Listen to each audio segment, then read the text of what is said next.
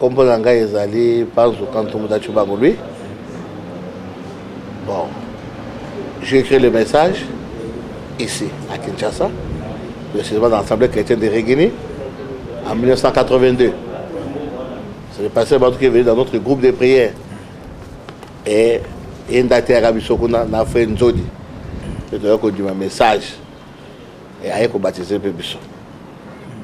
Après, j'ai travaillé avec le pasteur Barouti depuis tout ce temps-là, jusqu'à ce que j'ai quitté en 2002. En 2002, j'ai quitté ici à Kinshasa pour aller à Cape Town, là où il y avait un mouvement commencé par le pasteur Barouti. Alors moi, je suis arrivé et j'ai commencé l'œuvre là-bas. Précisément maintenant, je viens de Cape Town, en Afrique du Sud. Ok. Parce que pendant ce temps, je suis na sima. Ok. Kokutana na yo na révérend Barouti Kasongo. Ezalaki le lengi. Bon, bah les bossos on a passé Barouti. Ezalaki na parce que semble dans foyer. Biso na bengango ba groupe de prière na tangwana. Et comme le ministère. Oui. Attends, on a bengango groupe de prière. Même au moment il y a un billet qu'on a. La première il a limité comme le ministère. Mais à l'époque na biso zaka ba groupe de prière. On a banini. Bah années 80, mouvement groupe de prière bani. Juste années 80. Alors, dans l'année 81, 82, dépassé, bon, il y a un groupe de ensemble là. Tous un groupe de prière est na communauté. Il y a un réveil. Il y a un sansabango pas na biso na lupango na ngungu. Ngai nem na osoma ba café, ba sukale et pas inde ba twaze kokutana. To banaki na bango na 82 wana to na ngungu na commune ya na Kinshasa na parcelle na biso na ngungu c'est 5. Mais tous les gens na Kalembelembe, un groupe de prière na biso. Parce que ton dans ensemble le pango ya muto dans ensemble un message à frère Branham. Mais à l'obé na soso ba prédicateur à côté biso pour toi un message. Alors, on a souga ya ga dépasser ba côté. Parce que frère do dans les kakateaka, frère Kembo les kakateaka, si va passer bon de muta message. Dans il y a qui a été biso dans la vérité. Biso de marier sur ensemble boye boye bibo. Na za pour ça dans les que sont dans son guandé à sauter. Biso tout message.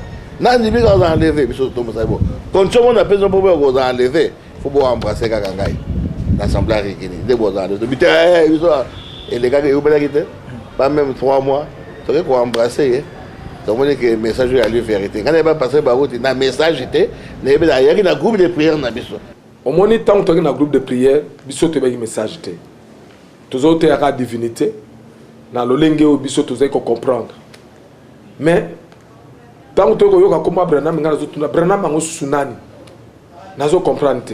Mais tu sais qui va gêner, tu sais comprendre le message. Mais mon coloto est capable de route prêcher sur un groupe de prière, tu vas na matoko, na ba pandu, na ba belesi. Mbali bosuna mona ingabi ah, mais mutu azote ya biloko moko ngala ko comprendre. Comment azo démontrer Bible, c'est comme si ngala ba pas théologie bien. Azo démontrer Bible ngala zo comprendre. Malgré que le groupe de prière, le groupe de réveil, tous autant la Bible. Mais tous comprendre en gros na ndenge na biso, l'interprétation na ndenge na biso. Mais tant que interprétation ya Bible, ba di ko expliquer biso, ba kama ba voile, makambo ya divinité. Mais tous qui épaté, panzu belesi ba komi ko na passer baruti na Itaga. Parce que passer baruti qui leader ya na assemblée ya na foyer à Itaga. Na bia ali moko ya ba pionnier. Poto ba pe solo ali pionnier ya oyo a dei ba groupe de prière to di ma message ya passer ba route. Mais tant até ya kibino banani o bandimaki na prédication to na message na. Bon, prédication biso to di ma prédication ya parole de Dieu. Mais l'autre boire ya ka mo pa so poto za enlever, poto na Régini. Na 80 habité, biso to za enlever. Mais le salama 80% ya nini wana to za na Régini. Ma frère Banga, ma frère Belesi. Nagima voyou mouké, voyou na sens ya voyou penta voyou babenga voyou. Commune avec ça. Ce que passer barouti abane ko yokote à côté à bisowan. Dimanche et lundi, frère moko abatumba. Après lui, nzamba yebi singai na benga na bino groupe. Papa tumba daki monta message, ma tiki biso to sambela na le pango na ye. Na galembelembe. Commune avec ça. Ce que passer barouti abane ko yokote à côté à bisowan. Parce que dans le lobby un jour, ata bondima kambo na lobby na binoté, un jour nga oza passer na bino. Après frère kalonjandimi kalonjadiakre. alors on dire que ben communier na kata groupe wana tant a dit message ba baptiser a dit message na groupe de prière nous surtout avec Kalonji a commis moto ya Branham donc to que se communier na Branham à partir de route le cas qui est comme déjà mindondo to kende bo bengali biso kende bo mindondo biso tant a bandi ko expliquer sur na groupe de prière panzani mais si ko pona kolongwa na ba groupe de prière koya na rigini sika référent baotika songa puisque alobaki bo embrasser nga boya verga izaki lo lengeni c'est to ko ebali susu bon tant alobaka ngo oui ate si yaki biso tikalite oui mais les gars qui tant mulaide to matin makambo za solo mais ça ya te biso za solo bon je go de ba ko façon de comment on passe tokei comme ça to longwe na groupe de prière pour si on sambela pas to mabengali biso to sala ni moyen ko sambela zate so mais quand même so sambela ce que to yina itaga ce qu'on a itaga wana nde to côté pasteur baruta zali conducteur pasteur de l'assemblée ya commune Kisasa nde à partir ya wana pasteur de l'autre biso tant comment qui a été convaincu puis concerné tant peut to ye bon moi le sambo ici ya bi pasteur da papa mbolo mobo koloba ya bi kaka oleki ye ba bibi sauter biso to ye ba ki ye ya ba kaka bloka biso sauter ya kaka ke lo ya frère Paul mais nous avons conducteur dans biso yo abe o ma tata ko Paul dans la Bible mais quand on fait ko beto dans biso yo be Paul dans un message bien ka dans la chèque mais ala message itaga wana zalaki foyer moko bafungola ni na fenêtre na likolo pour permettre batwaza la mon pepe nde à partir ya wana pasteur dans l'autre biso tant comment qui a été convaincu puis concerné bayaki na mwasi moko mwasi wana zalaki 12 ans aki mwasi ya major baye na ye na nini baye na ye on dirait Koufi alors pasteur Baruta bondeli pour la mwasi wana abi vous allez voir la main de Dieu lelo bomona muta hôtel ma na misu na ngai muta sali soki 12 ans zeko tambola te maman na avant na biso na rigini mais nzamba guérir sur place avec na maladie au estomac et aki aiguë mais nzamba bikisi complètement a telemi moi en face ya église à Regini oya kala so côté boy okomona ndako mo ezaki wana moi so azaki moi so major a telemi sur place maman na bik et comme ça biso nyos donc ce que pasteur rue ndaki pasteur na biso dia sali ke baruti ka songa lungwe na banda lungu aye siko na komela Kisasa na babala kapanga 71 nde siko to komoke de kunga mais na 82 déjà pas nzubele c'est bazo que déjà biso nous tozoya mais toujours comprendre était mais dans 83 de tout ça adhérer complètement to comprendre que le message est la vérité mais avant tout ça on comprend nde skole to yekoye ba penda passer ba route bien ngabi me moto to tike soute il faut to kangamane parce que tout le monde y est dans un pierre frère vouloir ou pas mutu moko ta ko longola ngona kata makantina biso parce passer ba route ntate biso yende alati biso message na kalembelembe toke na Kigoma passer ba route olanda biso tika biso te lela te biso to ko comprendre message ndeto bandi ko landa na bandal na swala tant to bandi ko landa yesko na swala ngala ko comprendre nampe likama batema na za ko comprendre to na groupe de prière ngai mtabatinga passer barut abatenga nzamona passer panzu yem tabatinga biso nde place de comprendre que en tout cas mutoza la vérité mais tango bondimeli message est-ce que passer barut a baptisé qui bébé oh ngam da baptisé passer barut bon bien que les dans un groupe de prière oui comme biso do va autant so ka message fa batoloba na zo ka baptême na mai na juin 82 donc au nom du Seigneur Jésus-Christ mais le to comme un message to vers ba juillet ou to na bo to ka frère ntodi ala ke évangile ça somo abi bo so do baptême na ba groupe de prière et là ba photocopie et là originalité bon monter mais doit ko hésiter mais ou bien nga doit ki baptême bien on doit ko hésiter ka bi te ya photocopie pour me donner na vrai baptême au nom du Seigneur Jésus-Christ c'est le prophète Branham yo zo ka ngondengeni alors yeko sabele ya te yango pas même quelque temps mon toi baptisé dans un groupe de prière a remonté le message à frère Branham on a un message à frère dans ce cas là il faut d'abord la baptême dès en janvier le 7 8 le 9 janvier 83 na longwe na ndako na ngai na commune ya Kinshasa na na bandal pas passer ba dans fa na soit numéro 2 passer ba ta memi ngai moi si na ngai legi na ngai moi si alala ala na Kembo na o mususu moi c'est na terre na poto avec na Chanik début se passer bota batisanga ngai yangwana donc il faut entre le 5 le 6 le 7 janvier 83 na Chanik na fleuve Congo Chanik dans na fleuve Congo wana parce que bota batisanga na abonné pe na Saint-Esprit comme mokolo wana kana 83 wana depuis kana moment wana après quelques jours dans mon vision des gens babenga na ministère on explique à bato comprendre parce que bato ba comprendre nini yao alors bibo mon vision bon il y a des monsieur les dotés à quoi ça des vision pour passer bato comme mutu munene mais quand il y a besoin vision na wana na comment peut passer responsabilité parce que l'église peut passer peut attendre passer peut à ça la débat au diriger l'église bon sur 19 personnes c'est à ce moment là pasteur ba uta zaina no pasteur ta diriger ça veut dire il est passé pendant que pasteur oui mais baninga mususu baboyi ah oui. Au moins, il y a un mouton où il y a Belgique, Gilles, Gilson, prédicateur. A bien sûr, diriger l'église, mais maintenant, il y a un mouton pasteur dans nos baroutes, a joué à présenter une église. Alors, après des semaines habitées, on a un pasteur, un pape, de beaucoup de dénominations. Mon mot de diriger, mal comprendre la parole. Alors, il y a 19 parce que diriger l'église. Bon, à l'époque, là, c'était collégialement. On dirigeait collégialement.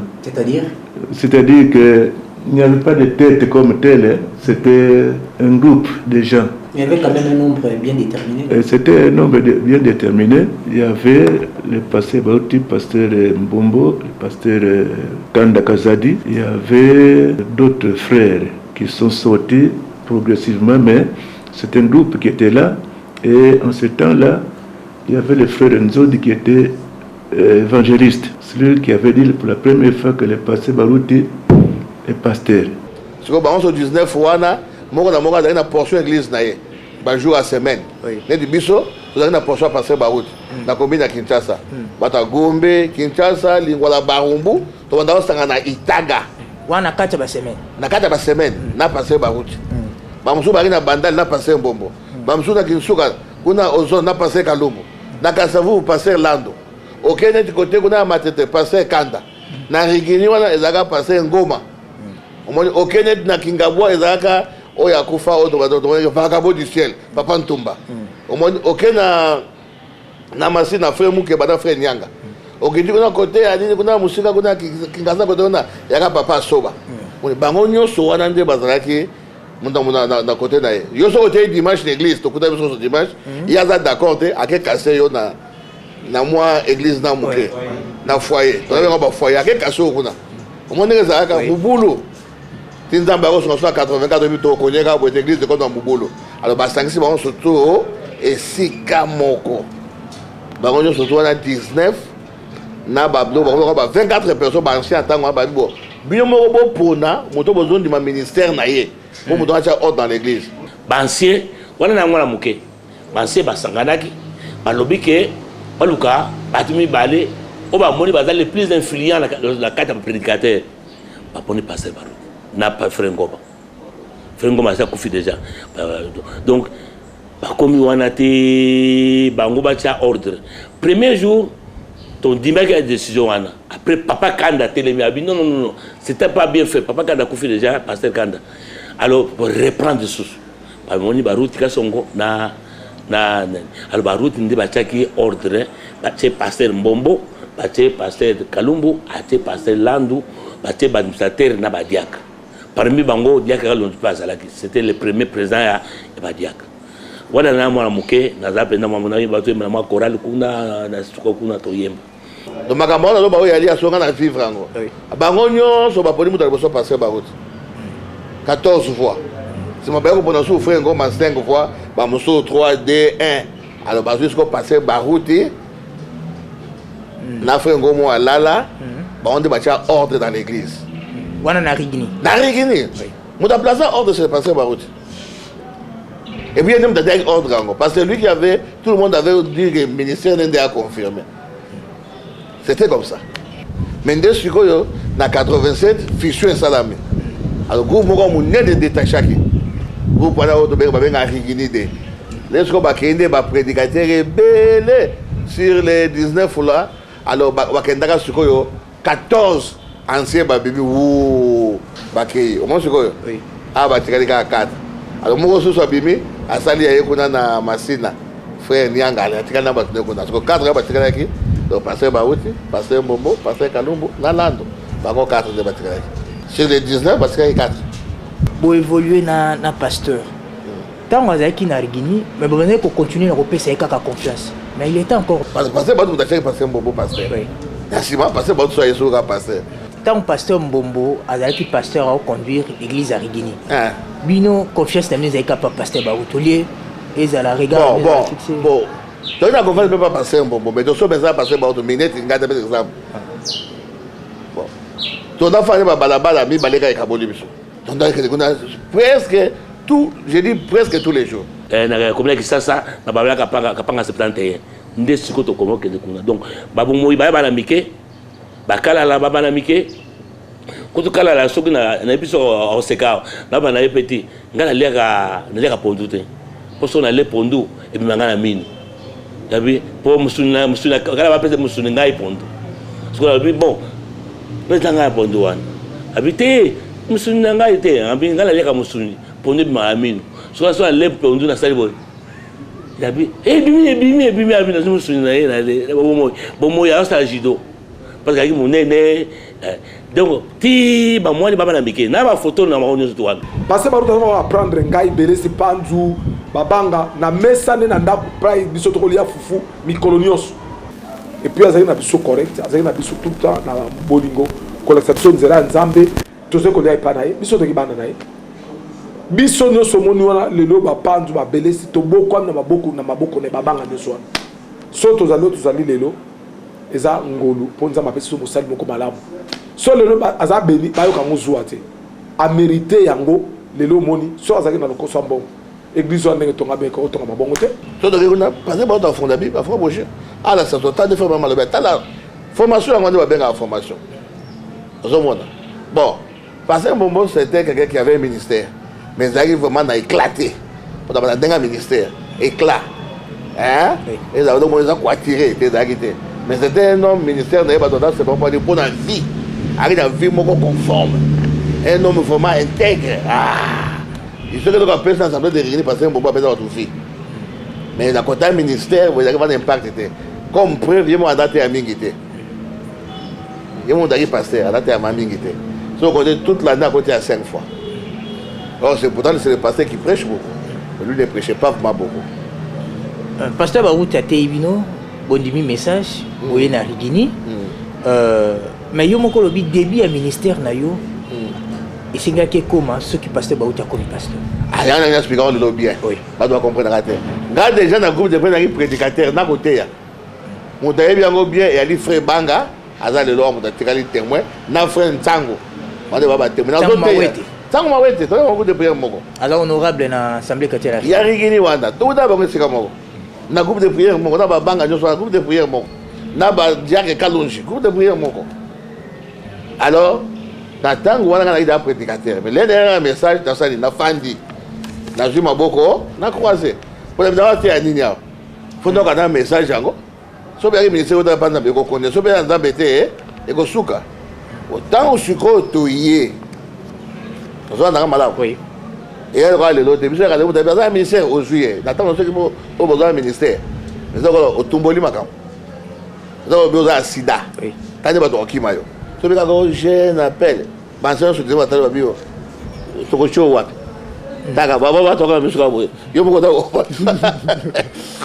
o banyolenga o so da posa ko teya to ko sa da biso so 19 o teyi biso si mo ke na ndako l'église o teya te ozomona bon bazala biso ba teya o avoye so ko za ministère il faut so nzamba bengi yo mo ko nini abino ko sa nini eloko nini yebi so to ba condition mo oke ba mo ko kanta bangwada majorité ba rata na ngote ta di fait ka bazali ba ancien ne bazui moi autorité wana yamo na so tonda bon dami ko zo prier ba seigneur vraiment lui na sa nini ko lo zo prier et puis ça ministère et là dans bomba ka ngona ba ka ko expérience moko tsangu ndeka témoin na banda ko bonda na zaki ne se ko na bonda limingi c'est mon enfant na divan na ndako boye on est bakate ndoto vision wana tika ko yebate na moni écran monene liboso na ka boye na mo ko passer ba ota telemi azaki enrhumé abi bolelo boko kama en église monta côté ya moi na biso moko muke kombo na frère lui abenga frère lui biso na benga peka bon frère lui abi frère lui mutakoteya aso to frère lui on a frère lui wala ngana monango na télé biso mona oteya bo frère nzodi yaka ko interpréter alors si ko frère nzodi atema yabi parce que on a jamais ndimi bon côté moi na côté ya wate jamais parce que on a passé na bien oteya et comme discussion oh oteya na interpréter parce que badabo akoteya aibo so boda bimi nanga na moto ko frère nzodi abimi na mona abimi na abimi na église akei so passer boda beauté na rime na ye abandi ko interpréter ngai alors si ko na ki vraiment voix le clair tant moto ya ko comme pasteur ozanda oui ndio ko bana ministère de l'assemblée régulier tant moto ya comme pasteur ya mona saka so za divi nanga o badaka na moto Brazzaville na kati na ngamba moko Brazzaville pour dire que passer boda pasteur dans l'exata nanga pour rien na kati sa Brazzaville je faisais 8 mois à Brazzaville, 4 mois à Kinshasa. 8 mois à Brazzaville, 4 mois. C'est là, dans Brazzaville, il y a partout. Congo, Brazzaville, on arrive Brazzaville. Frère Panjou, Brazzaville, on a compris. Mais, chose étonnante, quand on a moni ango, l'homme na Tongo. Vous entendez? Le thème de le parle, on a expliqué on fait un sang. Fait un sang, on a le logo na moni boye. Na sisika pas, tu balou sur boye, passer ba au Zoya. Wana wapi na baba biso baba la ngungu na komina Kinshasa ye kapanga luka kapanga makolo ti aye kwa biso donc on le kaka 3 avenues aye tout monde zo oh passer ba route et c'est to pesa ni mbote passer to yamba to soda biso misato wana na nini 83 ba octobre ba mois d'octobre novembre 83 na côté na lupango siko ba tia bona France so passer ba route aye biso France za vivant ya la diak abi omoni mwana wana akende wana aza na ministère munene mais ko yebi c'était ayo si faisant mais ko bana yete ana un grand ministère mais ko yebi sangote siko frère nga okufa frère nga ote c'est siko ko passer ba comme passer kana bana ministère passer ba c'est omoni mwana nga okende aza na un grand ministère mais ko yebi ça yete nga ba yebi nga na zu brochure na ye ayo passer yango ya tala wa to ko tanga yango passer ga ju nota ko mais c'est aussi to ko so ça passer donc quand tu es pas naïe tu solo le tout monde kozonga donc il faut ça te ele kelinga na bombe lote tali kama okamo yo uju zanga sika siko yo ta passer boto comme pasteur yo no bana ministère no mais passer boto e singai ta yo kezo brochure au moins frère wana ok na adana un cas ministère et quand on ko yebisa ete mais na yebisa ka et ko ça pas na bi que ngibali ka passer ba talobi na zai ko ba mais juste à ce que makambo passer ba talobi na ngai e ko kokisama ndele lo panzu aza pasteur azali kuna na Cape Town. Ah bah bon. Quand le pasteur Mbombo avait démissionné, alors il fallait qu'on puisse voter notre pasteur. Ce qui s'est passé là, le pasteur en a parlé de plusieurs fois. C'est-à-dire quand c'était détruit vraiment. Quand on a dit que Boukani, c'était détruit, le pasteur a démissionné, le pasteur Mbombo. Donc, on a prêché contre le pasteur Barouti, contre le pasteur Kalumbutu. Au moins, quand Barouti va au moins dans des guérisons. Alors, le pasteur Barouti a dit que si je relevais le défi. Na kati na ndaku na kati tobimi na kati église tango wana vraiment c'est voyez l'église de 5000 bato accueillis parce que lumba rolela parce que lumba zolela bi Seigneur quelle honte vraiment kalumba rolela ouais scott zongi parce que to kiti ngai na kati ya voiture ezaki ngai na mama fo to komi to longo na regina kalawana esika tabrana zalaki to komi na esika to kota na tabrana la nzela tabrana ya sika paroisse wana naoki pasteur baruta alobi na ngai belesi une voix m'a dit je te bénirai tozaka trois ngai pasteur baruti na mama fo belesi la ngai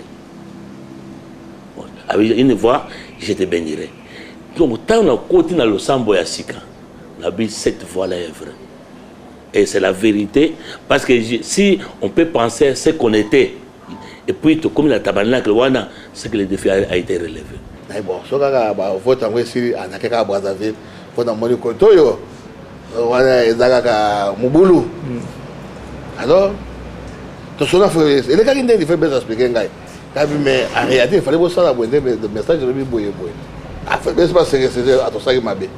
À ce que on a. C'est ça de ça qui juste était. Tala. Pouf. Quand on a présenté le pasteur Barouti, on l'a présenté comme un homme violent. L'homme qui l'a présenté pour qu'on choisisse le pasteur, il a dit, le pasteur ne doit pas être violent. Il a dit, vous avez compris. Donc le pasteur Barouti était un homme très fort, dans le sens très fort.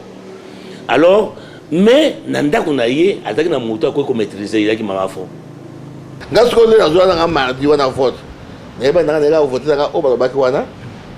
Un deuxième vote. On va passer à Baron Kuna, Baron mon comité. Oui. Biso Zaya quitté. Oui. Et il m'a qui passé ce soir. Oui. Ah. Alors, il fallait le 27 mai. Bah, représenter Moutouango. L'Assemblée. L'Assemblée pour voter. Oui. Mais entre déjà au courant de la semaine, mercredi, moi, incompréhension est tamboli. Bon, tout ça sur le côté, tu représenter sur le 27 mai, puis sur l'église, rendez-vous le 29 mai, donc mardi, pour dans votre tour. Dès que le dimanche, quand on a élu, on a choisi le passé Barouti dans les comités et on a présenté son nom à l'église. C'est ainsi que sommes allés, on a proposé un jour de vote qui s'est passé au mois de mai 1990. Et c'est moi qui dirigeais le vote. C'était dans l'ancien tabernacle là, mais c'était vraiment compliqué puisque nous sommes restés seulement 1400. Il y en a qui étaient sortis suite à la division qui a eu lieu. Presque plus ou moins 1400. Toute l'Assemblée. Toute l'Assemblée. Tous étaient partis. Quand on votait là-bas, c'était 1400 et on avait quand même fait. On jetait des pierres à la toiture là-bas pour déranger les votes. Il y en a qui buvaient la bière à côté pour nous déranger parce qu'ils ne voulaient pas qu'il y ait de l'ordre à l'église. C'est ainsi que Dieu nous a aidés. J'ai organisé les votes. C'était compliqué. Un certain mardi 29 mai 90, on a organisé les votes. Il y a 1000 qui étaient pour le pasteur et 400 presque contre. Alors, le pasteur était élu pasteur depuis 90, depuis ce temps-là. Il était devenu pasteur, mais il y a eu encore des sorties et des sorties et des sorties. Natango division, batu bile bakendaka, mais na commune qui ça bato kendaka te. Mutumo commune qui ça ko baté ngala kendaki ti. So bazala peut-être 2 ou 3, mais en tout cas commune qui ça bazala.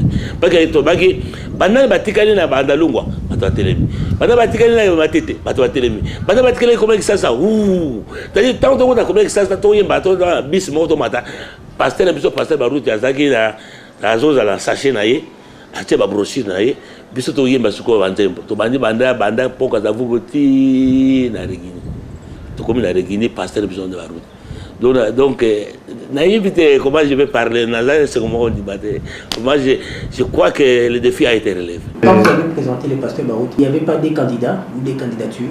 Bon, quand la première fois, on a fait le vote au comité, on n'avait pas aspiré. Il y a eu vraiment des difficultés, mais comme le pasteur le raconte souvent, et c'est là où il a entendu la voix qui disait que je vous bénirai. Parce que il était le seul candidat. Oui, il était le seul candidat qui avait aspiré. Nandako président de la ville. Balobi nana kozala pasteur. Pasteur Barouti a lobby boy, nabi pasteur Barouti a lobby boy. Si je ne postule pas, je rendrai un mauvais service à cette église. Parce que l'église, il y a 5000 personnes, 3500 babimi. Comment tu crées que peut-être peut-être 1000 personnes. Wana seconde ba bani bongisa ko chama bitoko parce que bato baki na banda. Alors ndé siko chama bitoko presque parce que si je ne postule pas, je rendrai un mauvais service à cette église. Nazalaki ngai nazali tola frère bangu na ndako frère bangu na ville ngai nazalaki. J'étais le plus petit des diacres. Dans 31 ans, les Rwandais, 31 ans, il faut aspirer. Il a aspiré, on avait voté et l'église l'avait accepté. L'église aussi a voté et aujourd'hui, on est là. C'est depuis 90. Depuis 90 jusqu'à maintenant.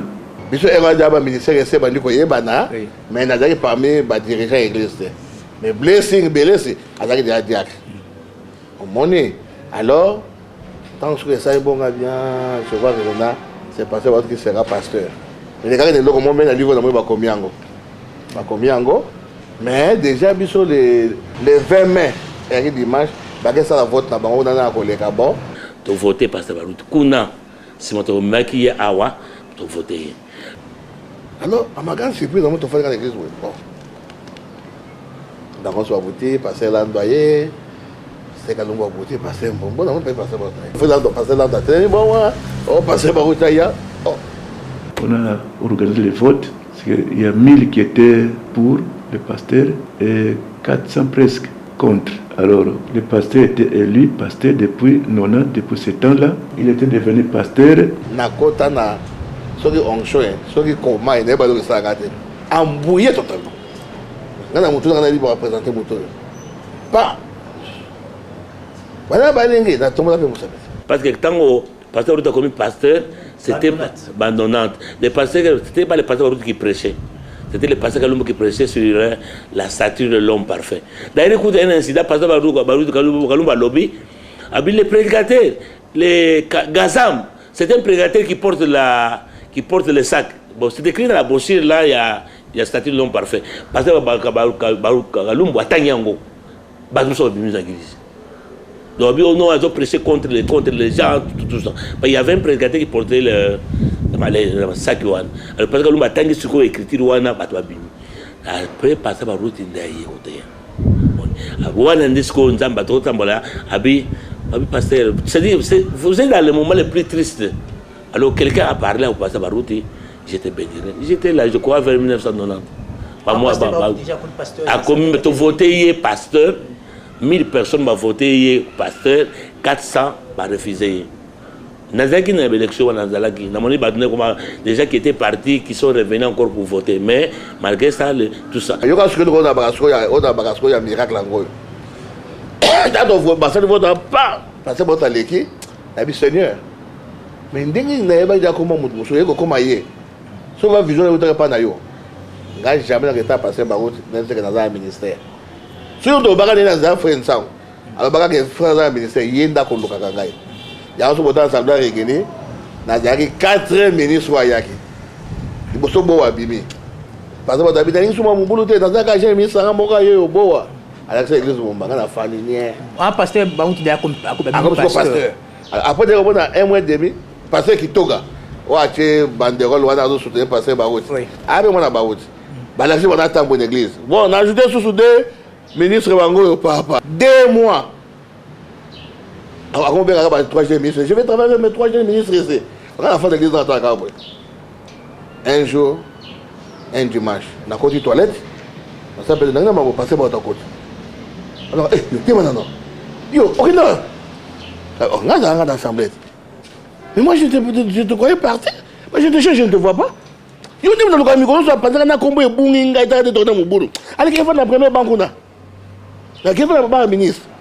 Alors, bon, merci, pasteur. Je suis un fan. Quand on a fait la monnaie, papa qui a le président Badiak. Avec maman, il fait. Ya, naïe. Baba ministre tellement. Là, j'ai passé beaucoup de temps de gars. Passé beaucoup. À quel bureau comme ça? Deux fois, on va présenter gars. Ya, quoi? Parce que ah, ça tout le monde a dans le Luka. Yo. On se souvenir sous na bané. Oui, on est allé qui na ba juillet, jour on va aller sur un dimanche mais mois de juillet 90. Habillé yo. Là-bas. 4e délivrance hein. Na bi ça va, na fan. Kaka da ne wana na fait de l'année, parce que wata bibolelo tokotika les 4 jeunes ministres de bakotia na elambo oyo.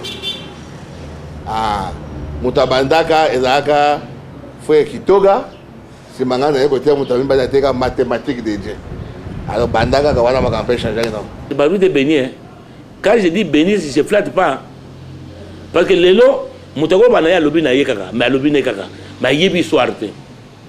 Ayebite bouti wapi. Tama basaka indépendance hein. Bah il m'a toujours indépendant tcha to gagner. Pourquoi? Parce que bazalaka. Bon, ce que je voulais dire en bref, c'est que c'est une grande bénédiction avoir pasteur Baruti comme évêque. C'est quelqu'un qui a travaillé. Nous sommes les produits de son ministère. Nous sommes sa fierté. Pasteur Baruti, pour la première fois qu'il est dans aux États-Unis, quand à Zongabi, ce que j'ai vu là-bas, à tout le monde en monté. Né pasteur Baruti à lobby, je suis parti à New York, chez Coleman. Nabi Nzambe. Ce qui n'a pas avec tout ce que je vois ici, le bon Koulouman a eu parce qu'il a donné après sa mbote au diacre, le diacre avait dit le temps est passé. Donc vous en tenté, il y a tout si Dieu voulait que tu parles, alors il fallait appeler ça au temps. Donc tu es venu en retard, donc Dieu ne voulait pas. Alors le pasteur va à côté de la toilette à s'embellir. Parle à Koulouman, ce qui n'a pas ça il n'a pas sol. Alors tout est ce qui n'a pas Koulouman a bimé dans le balcon. J'ai vu un noir là. Dieu m'a dit, amenez-moi ce noir là. Dieu m'a dit, une voix m'a dit, tu es bon. Et bon goût. C'est-à-dire courageux et bon pour les services. Dieu m'a dit qu'il va te bénir. Alors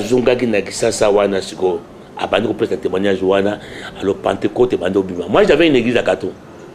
Comment les gens commençaient à les bandits déjà Pentecôte qui m'a baptisé j'ai baptisé les frères Ngobo ici. J'ai baptisé les frères Ngobo, j'ai tombé au bas et venu 30 minutes. Donc, danger, il a dit maintenant Pentecôte, le pasteur lui ne comprend pas. Ce qu'il avait vu là-bas, et la voix lui avait dit que tu verras ça dans ton église. Rentre, tu verras ça dans ton église. Voilà, des gens couraient par-ci, par-là. Tu pasteur le non, en tout cas, il faut faire asseoir ça. Et nous amenons ce réveil là partout. Partout où nous allons, les mêmes ministères de Barouti là continuent. Si on veut donner des témoignages, nous tous nous en avons. Des grands témoignages, tous ces enfants. Pour nous, les Alaga, ils ont gardé moto pendant longtemps. Nous sommes dans une bonne lignée des exploits. Merci, pasteur. Ok, que Dieu vous bénisse.